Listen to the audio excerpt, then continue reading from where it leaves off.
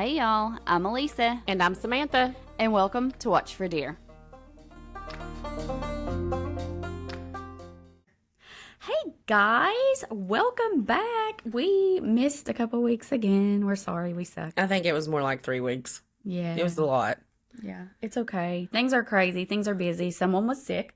So we just decided to skip it. So, well, we do this for fun, too. We do this for fun, and we don't want it to be like a job. So if we're able to make content and we're able to get it done, then yay. If not, we're sorry. We'll try better. We'll try better. We'll try better. We'll do more gooder. We'll do more gooder. We'll try better. We'll do more gooder. We'll do more gooder. Do you like my shirt? I said they spelled witch wrong, or bitch wrong on your shirt. She got a shirt on if you're not watching the video, and it says witch across it. And I said, oh, they misspelled it. Because it's the burr months, and it's the best time of year. You see how I'm like leaned back and all comfortable right here? I like it. I like it. Okay, but will you hand me my Dr. Pepper? I can't get it because of it. Look, I can't get it. Thank you. All right. Okay. But we got new mic stands, booms, or whatever they're called, which we are liking because we can sit back a little more comfy. And we got some chairs that I'm going to work on painting. So hopefully those are going to be really good.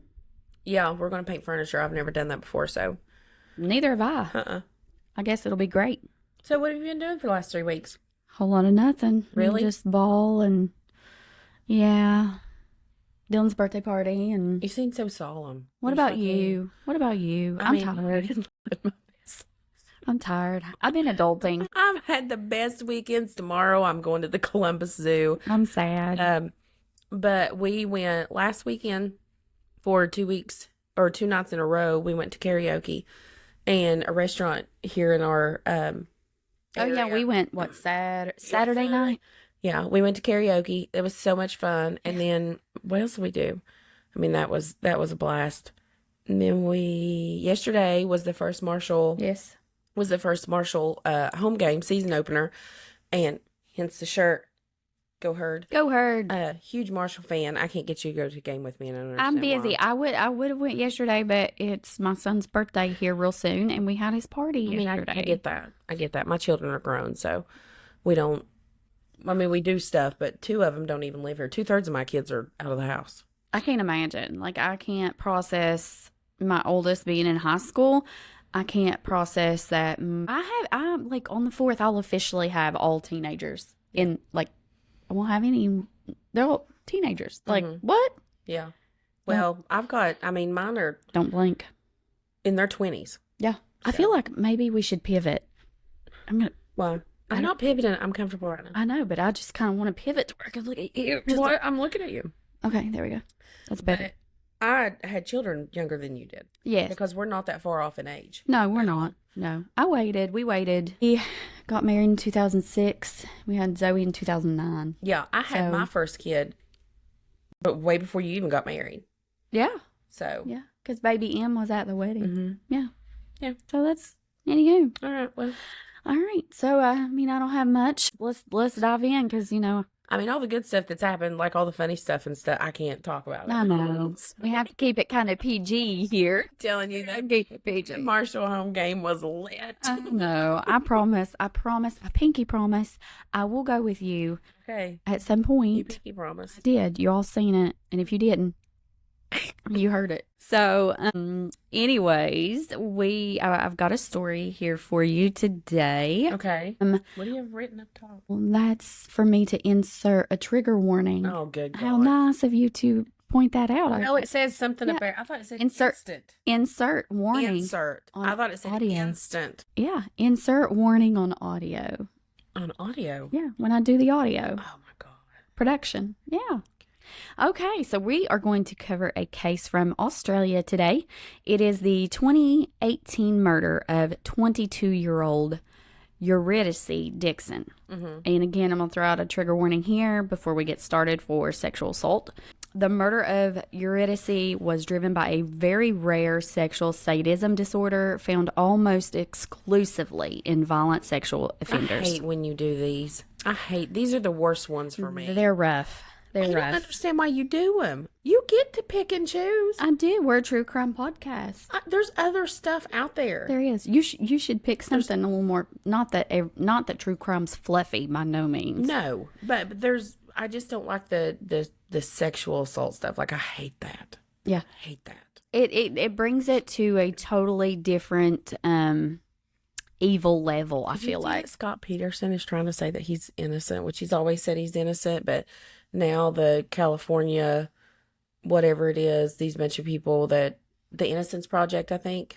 Is it the Innocence Project? Maybe, maybe not. Anyway, some people have taken his case and they're saying that he didn't do it. But I watched the documentary on Netflix. You know who I'm talking about, right? You don't know who Scott Peterson is? He killed his wife and unborn son. You don't know who Scott Peterson is? I don't watch the news. Like, speaking of the news, like it was like he's been in jail forever. He went to jail and they found him guilty for murder because he did it, and they found him guilty, and he got death sentence, but then they overturned the death sentence because something happened with like not witness tampering, but something happened, so they overturned that. So now he's life in prison. You don't know who Scott Peterson is? I'll have to look it up. He's the guy, Elisa. He's the one who had his wife, Lacey Peterson. And she was pregnant with a little boy. They were going to name him Connor. And his wife went missing. And then they found out that he had this girlfriend named Amber Fry. Like he was living this other life. You don't know who that is. I don't know. It don't sound familiar. Oh my God. It doesn't. All right. You don't know who. Okay. You're going to have to do a story and tell me. Okay. I mean, there you go. That's your homework assignment. It just seems to me like everybody kind of knows this story. I mean, I can do one. You're talking to somebody who Look at my hair. Hopped on TikTok this morning and seen something about Venezuelan gangs taking over apartments in Colorado.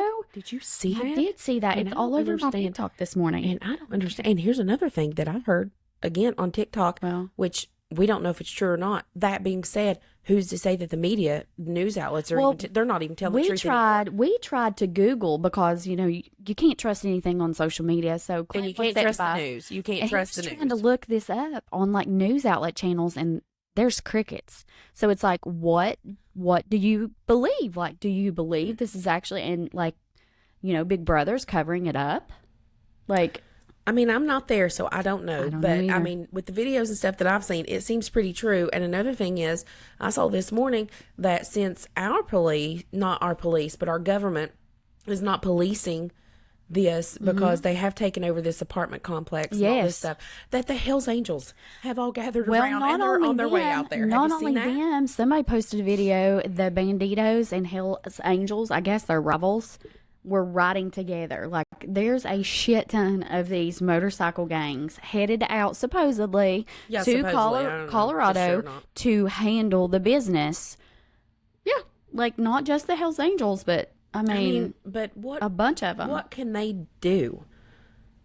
I don't know. I don't know what. But I did see that there's a bunch of people up there. I'm intrigued on how all of that's going to unfold because you have to. I'm very intrigued. I looked at a couple TikToks this morning. I was like, what? Yeah. So, yeah, I'm usually the last to know on news, breaking news, because I just don't watch the news. It bothers me. It don't bother me because it's not, I don't believe half the stuff I see on the news. So. The news bothers me, but stuff like this, I'm not going to say it doesn't bother me, but it's in the past. So it's like, I don't know, like in the news is supposedly like happening right now, which stresses me out. Yeah. Does that make sense? Kinda. Okay. Anywho. But I can tell you something, this story that you're going to read, and even though that you don't know about it right now, I promise you that's happening somewhere in the world right now. Yeah, absolutely. So it should bother you. Yeah, it's absolutely. This bothers me more than. Live in a bubble. You are in a bubble. Ignorance is bliss. Yeah. So. And we're trying to do that trans-Allegheny thing too. Mm-hmm. Yeah. Yes. But I'm not doing it overnight. I got a bunch of things planned for, since it's the Burr months and officially pre-fall. I'm so excited that we're finally in the Burr months because last week here in good old southern West Virginia was the hottest week. Hotter than hell. It was hotter than hell. It was the hottest week that we'd had all summer. And It's been miserable this summer. We're in a drought. We're not going to have raining. a fall because it's too dry. The leaves on the trees, they're not going to change color. They're drying up and falling off. We're not going to have a fall. It was like 104 degrees last week. It was miserable. Yeah. It was awful. Yeah. Yeah. We got the bird month, so we're going to do a lot more. We're going to transition for September and October. It's almost coming up on our 1 year I anniversary. know. October, we'll have to do something fun. 1 for that. year. We need to plan something fun. A whole year. We should, yeah. But we're going to transition from this into more paranormal, haunting, spooky stuff for the bird month. So if you have a suggestion, I'll go ahead and put it out now. If you have a suggestion of a haunting or paranormal or a haunted place that you want us to check out, You wouldn't believe it, the people that come up to me and tell me that they believe in ghosts. You know, because on the earlier ones when we would do all that stuff, and they're like, you don't believe, Samantha, you don't believe. And I'm like, no, I do not. Look at me. You look at me. No, I don't. And there is no evidence to prove otherwise. So there you go. There's too many trail cams for anything to be in the woods that we don't know about. Now the ocean, I believe there's some scary stuff in the ocean because you can't trail cam that. But the woods, I mean, there's trail cams everywhere. I don't believe there's anything in the woods. I don't believe in paranormal stuff. I don't believe in psychics. I don't believe in like telepathy. I don't believe in any of that stuff. Demons. But I believe in that. But Demons. But I really think like it just scared me really bad. Like I think that the reason I don't believe is that if I let myself believe, I would never be alone again. I'd be scared to try. You probably would. I internalize everything so much and I worry about stuff so much. There has to be a cutoff point somewhere. And I think that's what it is. Like, I'm like, nope, not real. And I just go on about my day because if I did believe in it, I mean, I would be the crazy lady running up and down the street screaming, they're after me. We'd lock you up real quick. You'd have to sit in there with me because no, I cannot let myself believe in that stuff. Could you imagine trying to record this? What? While you were locked up? In an asylum. Like, can you take her straight jacket off just for a minute? She's got to be able to get her mouth close to the microphone. We can't hear her. Anywho. We need the bite guard for her face. She won't bite me, I promise. I'm her people. I will bite you first. She probably would. All right, tell us the story. Tell us the story. Okay, so you've had your trigger warning. So proceed with trigger warning. Proceed with caution. Eurydice Dixon was born November 10th of 1995 to Karen Walters and Jeremy Dixon in Melbourne, Australia. Karen would pass away when Dixon was just 7 years old from a drug overdose. So she lost her mom super, super young. Mm-hmm. She was raised by her father, and she was far from a privileged kid. I'm freezing to death. Go ahead. You should have, went and got your hoodie. I should have. You should have. Dixon was a feminist who made dark jokes about gender struggles. In her final gig posted on Facebook, she said she worried a lot, sometimes about waking up in a slave society. And I'm trying to be more optimistic. So I'm like, a slave society? That means no one has any rights. We'll finally have gender equality. Equally shit, but still equal. That was one of the jokes she said. When people talk about waking up in a slave society, I can't help but think of The Handmaid's Tales. That is such a... I stopped watching that. I watched it, I think, 2 or 3 seasons in, and I was just like... Well, the first season is phenomenal. The first season is great. The season when it's setting it up and stuff and everything, and I don't know, I just didn't like it, and I just wasn't into it. I love the first season. Is it a utopian society? Mm-hmm. Yeah, I'm not into or that. Dystopia. Dystopia. It's a dystopia. Dystopia, yeah. Yeah. But it's... utopia is good, right? I don't know. I don't know. You're the teacher. That don't mean I know what all things are. I swear, somebody said one time, they showed me a picture, this has been years ago, and they literally, what kind of snake is this? That's what it was, picture snake. I said, well, I don't know. They said, well, you're a teacher. Do you think I have all the information? Ma'am, you have all the knowledge. Just looked at him like, I don't know everything. I think we just look at you and you're like, you got all the knowledge in that big head of yours. Yeah. I got a big head, but Full of knowledge. Full of knowledge. Little secrets. Full of secrets. My hair's so big because it's all my secrets. No, bigger the hair, closer to the Lord. Got that Pentecostal hairdo, that PhD. PhD. Tease it to the Lord. Pentecostal hairdo. Get that PhD, sissy. Closer to the Lord. My hair's so thin, it ain't happening. I can say that too because some of my family is Pentecostal, and I've been to Pentecostal church several It's a times. good time. And they say that. This is why I said that. It's a good time. They actually say that. So, but yeah, so think Handmaid's Tale, you know, when she's talking about like the slave society, I think the majority of our listeners should probably watch that. Looking back now, knowing what happens to Eurydice, those words are so haunting about what happened to her. So, the night that Dixon was murdered, she had just performed at the Highlander Bar. It had been a huge success for her. She felt super optimistic and accomplished as she was walking home. Now, people would later gather at the memorial held in her honor and talk about how charismatic and how loved she was. She just had a super great personality. Being a comedian, a writer, and a performer, Dixon was funny, witty, and she had such a bright future ahead of her. She had such a large and bright personality, and she used her clever humor to bring awareness to women's rights. She loved to use her humor to get people thinking about various topics and issues within our society. Now, Eurydice had left the bar after her show, and she grabbed a quick snack with her boyfriend, Tony Magnuson. Doing what she always does, she walks back to her place through the city after saying goodnight to her boyfriend. They kissed, he boarded a tram, and headed home as well. Now, she'd done this routine 1,000 times. 1,000 times. You know, it's second nature. How many times do we drive home from work and we're like, how'd I get here? Like, you just know the way. It's like, you called, just like, zone out. Hypnosis, driving hypnosis, Like- or something like that. Yeah. I've done that before. I've gotten in the car to come home and you get lost in thought or something, and before you know it, you're pulling in the driveway and you're like, shit. I used to do that. Yeah. I used to do that a lot. I've not done that in a really long time. Like, it's super freaky. But she was used to the path that she walked. She always liked to take her shoes off and stroll through the park. Like, that was her big On thing. the grass? Yep, on the grass. She liked to feel the grass. You can't do that now here because our grass is like needles where it's not rained. Yeah. It's like dry. It's sharp and it's dry. It's crunchy. We got crunchy grass. Yeah, we cannot walk out. But I love to walk in the yard in bare feet. I do love too. it. I do too. Especially right after a rain. Oh, They say it's super healthy. It's called grounding. after a good rain with that good soft grass, walk out like just it. Yes, especially Yes.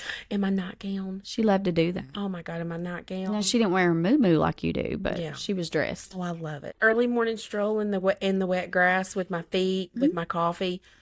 I hate It's the a good time. stupid drought. Stupid drought. But she would just casually stroll to her house. It gave her time to think, time to breathe. She just genuinely enjoyed the outdoors, you know, like we both do.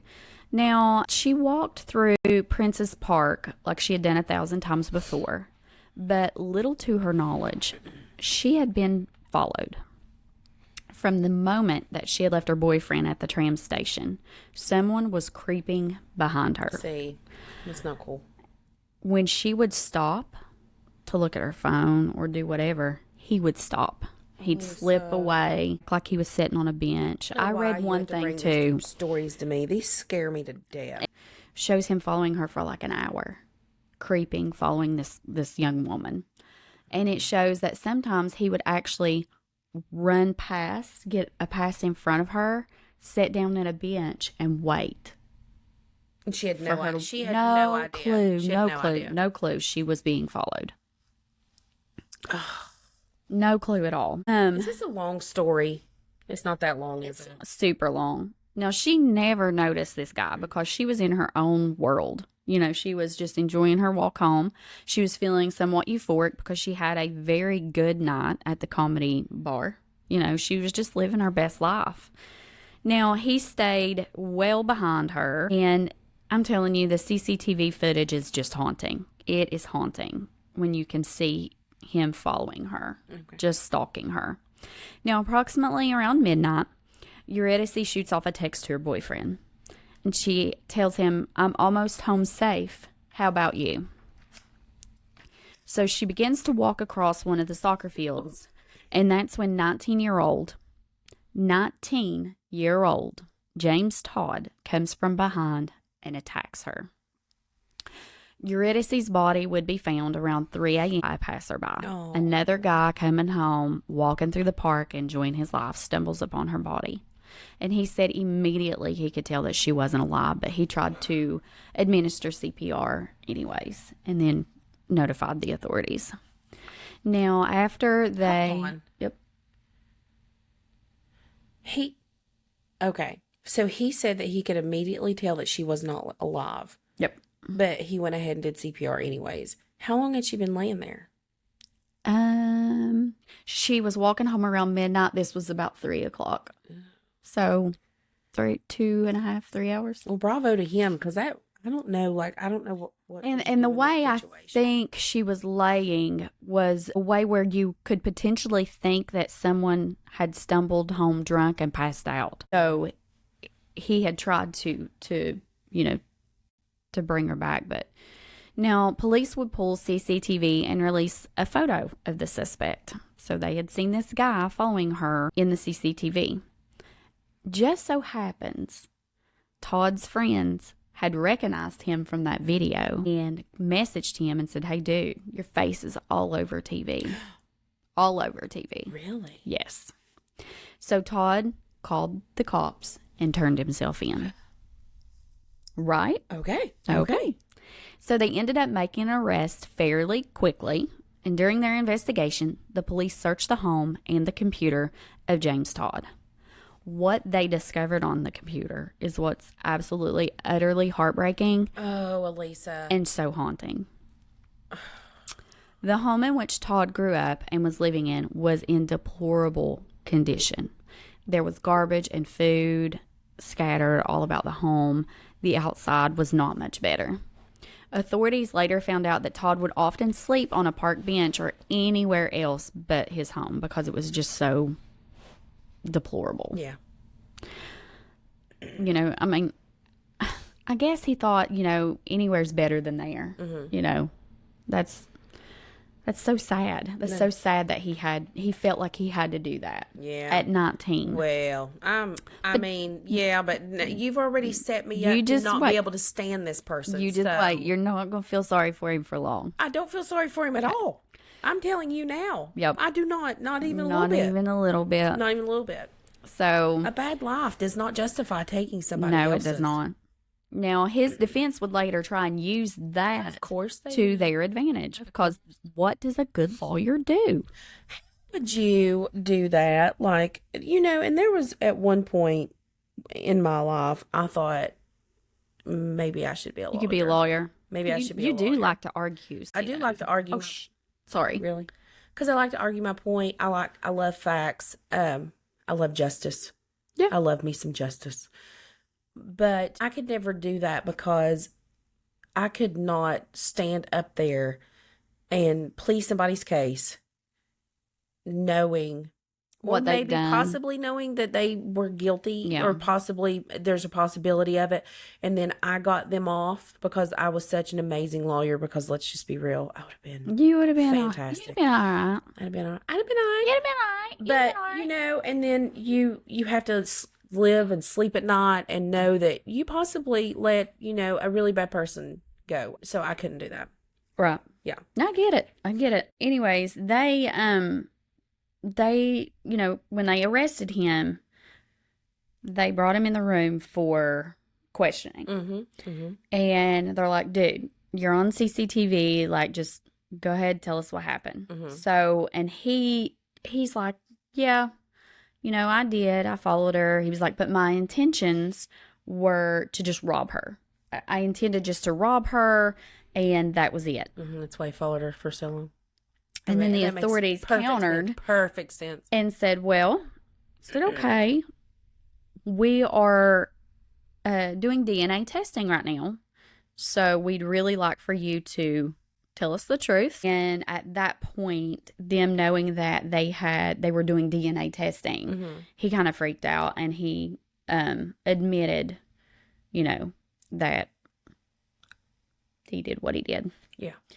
At least a year prior to the murder, he had been researching and became obsessed with this fantasy of coercive rape. What is wrong with people? What is I don't wrong with people? Well, I want to get into that a little bit. What's wrong with him? Okay. Yeah.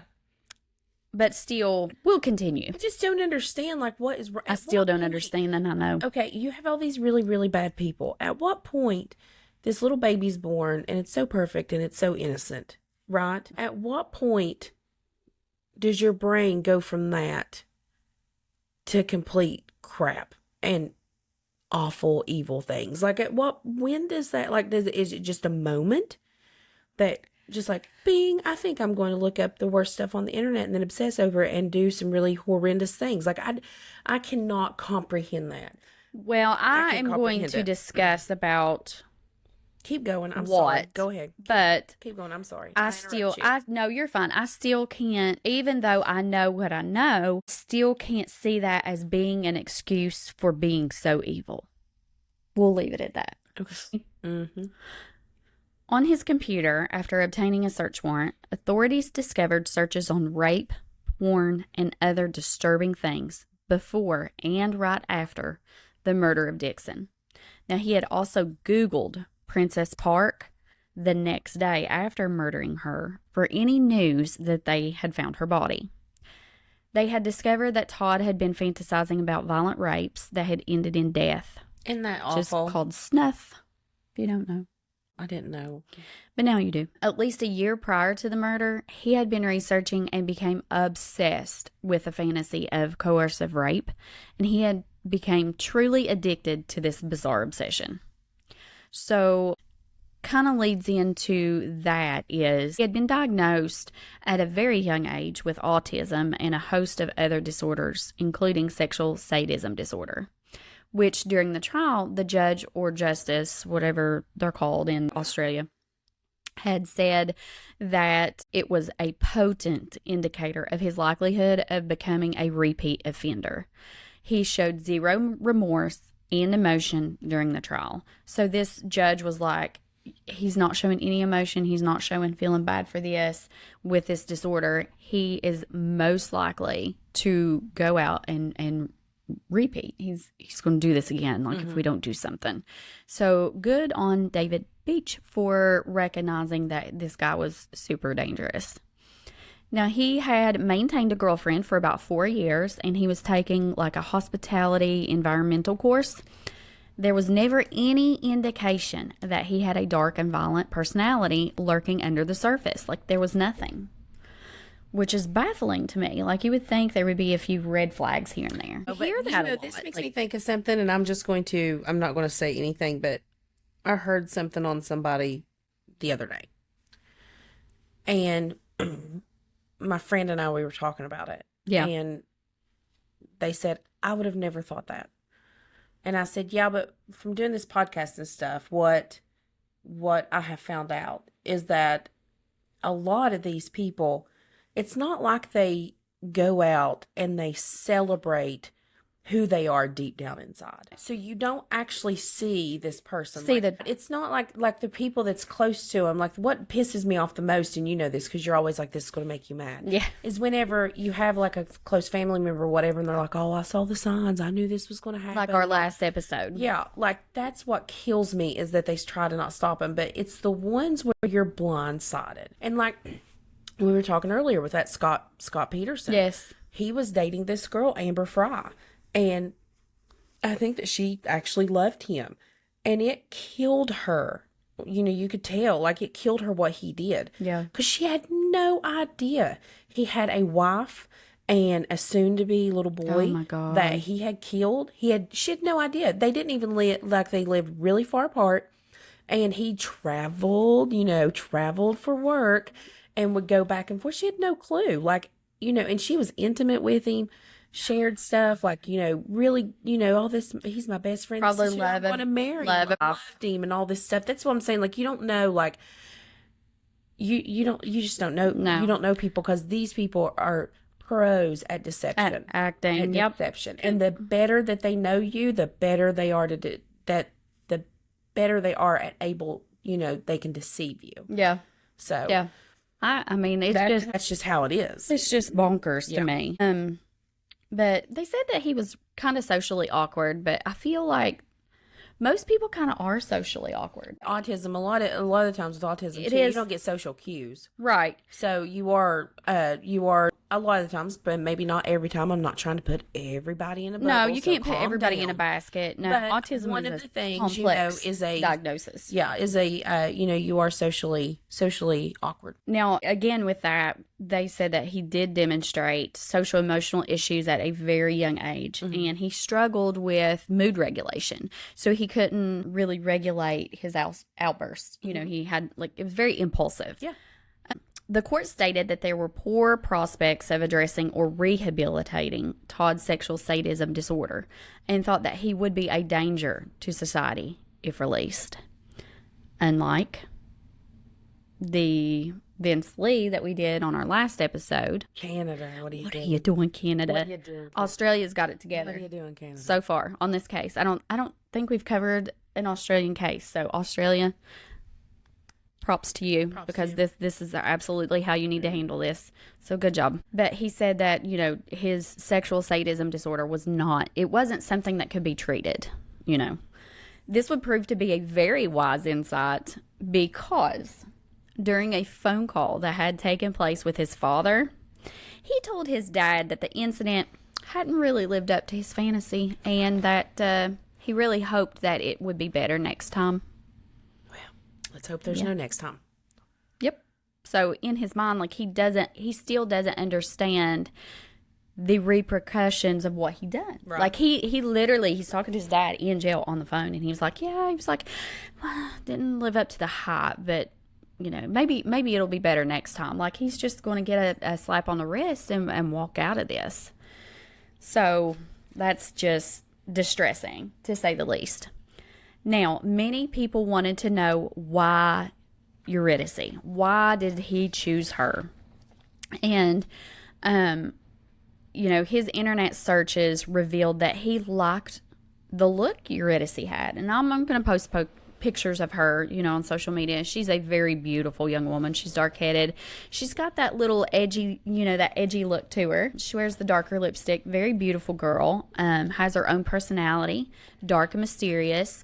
And that was his type. And I think that it was just a crime of opportunity, because when she seen her and her boyfriend split, she was what he liked to look at, what he liked to research. Wrong place, wrong time. Wrong place, wrong time. Yep. So James Todd was sentenced to life in prison with a 35 non-year non-parole period, meaning he had to serve at least 35 years before he could even try for parole. Good. Now, March of 2020, Todd lost a bid to reduce his time in prison after Victoria's Court of Appeal upheld his life sentence for the loathsome act that he had committed. Good. The court document stated that it is unnecessary to set out in these reasons much more about how the offenses were committed. Suffice to say that each of the offenses was committed in truly awful circumstances and was an extremely serious example of a very serious offense. It was premeditated. It involved the applicant stalking Miss Dixon as she walked from the city late at night towards her home before she was viciously attacked and murdered. The applicant's acts fulfilled his sadistic sexual fantasies. He spent time after he murdered Miss Dixon searching on the internet for reports about what he had done on pornographic websites. When he was first interviewed by police, he sought to weave a web of lies before ultimately confessing to his crimes. His opinion was that the autism spectrum disorder did not directly contribute to the offending, although the applicant searching for and watching pornography may have affected that disorder and the repetitive behaviors that accompany it. So while they're saying, yes, he had autism, the autism wasn't, you know, they're not trying to say that everyone with autism is going to go out here and commit this heinous crime. Right. The obsession from the autism is kind of clicked, and that's what he grasped onto, was the obsession of looking up this stuff. So I get what you're saying. Yeah. Sometimes. Yes. And I've met two people like this in my life with autism, and they were pretty severe. They were pretty severe on the spectrum. One of them, you could have conversation stuff with, but it wasn't like he kind of joked around and stuff. And he was obsessed with the Bible, so he's a savant in the Bible. Like he knew everything. That's fascinating to me. Everything. There wasn't a chapter that you could tell him reverse that he did not know what it was. That's crazy. And then there was another person with autism that I had met in my life. These aren't recent.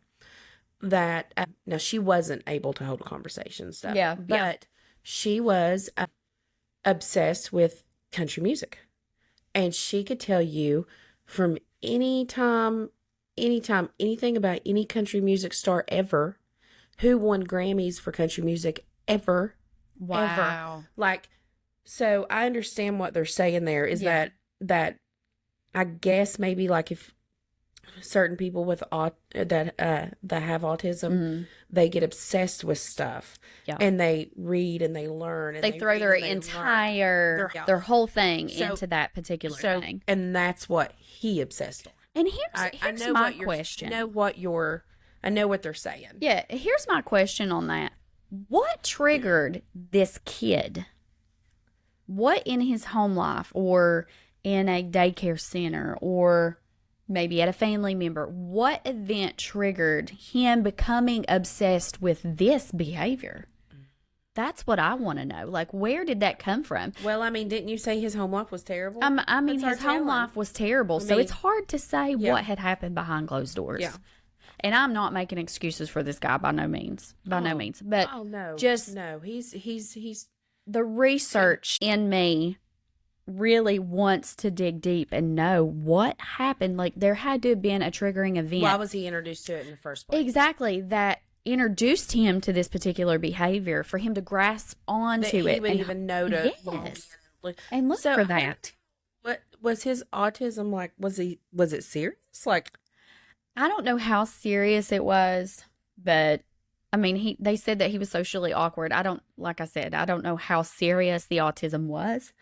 So, well, regardless, he knew the difference between right and wrong. Right, yeah. So, but anywho, the judge determined that the applicant had an actual intention to kill Miss Dixon, and that each of the offenses was motivated by the overwhelming urge that he had to enact out his fantasy, in which he'd become obsessed with. He accepted that the applicant's autism did play somewhat of a role, although a minor one, in this addiction to violent online pornography that fed the fantasy. So, the judge was like, I do recognize this. But the 8 factors that they really relied on trying to decide whether or not to shorten his sentence was, number 1, he was young. He was 19 years old. This was his defense, trying to plead his case to lessen the sentence. He was young. He had his whole life ahead of him. Well, so did Eurydice. Right.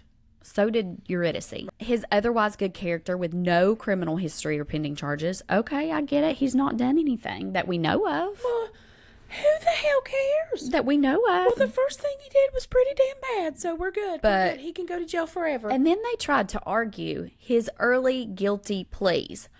Hold up. What happened when they arrested him and he said, I just wanted to rob her?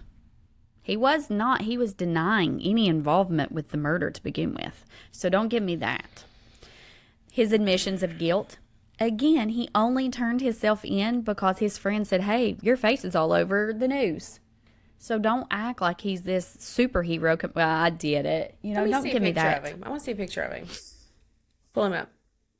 I think I got one saved on my phone. My neck is killing me. I'm leaning back in this chair like this because it's hurting. I danced too hard at the game yesterday. This is him stalking her. That's part of the CCTV footage. That is not what I thought he was going to look like. Mm-mm. Really? No, I'll show pictures. I'll post it on our That's a- social media. That's a chunky man. I mean, it is. He got a little meat on them bones. Yeah, that's He a does. chunky man. Yeah, she wasn't a very big young woman. So Really, for some reason, I had a super skinny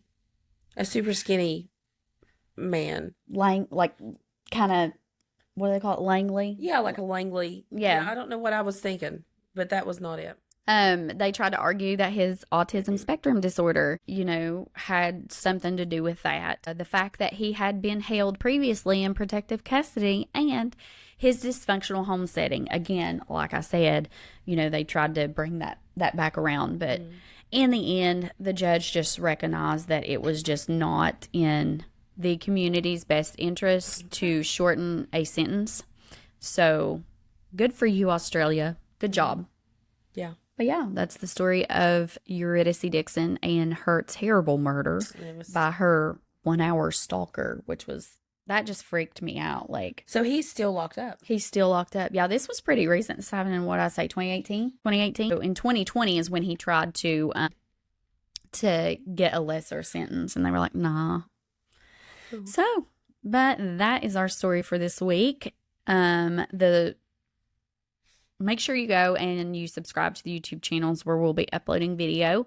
Be sure to hit the follow button and listen on Spotify or wherever you get your podcasts. Email us your stories for spoopy season. I'm so excited. Did you say spoopy? Spoopy. It's so spoopy. It's scary. My God, you talk like a friggin' toddler. Spoopy. It's spoopy. It's spoopy. Oh, my God. My God, I can't do this. I will not make it through this podcast with you if you're going to say spoopy. It's so spoopy. I will throw pumpkin spice in your eye. I knew. Stop it. But email us your... Say it right. Say spooky. Give me a minute. Email us your spooky haunted stories at watchfitterpodcast@gmail.com. Send us all your good, juicy stories. We want to hear them. And I want to tell you you're full of crap. So please tell us all the ghost stories. That way I can be like, make her baloney. Help me. You need to help me make her a believer. You want me to be a believer? Let's do that. Let's do that together. No. That is your homework, people. Like and follow us on Insta and Facebook at Watch for Deer Podcast. Y'all have a good week and y'all be safe and watch for deer.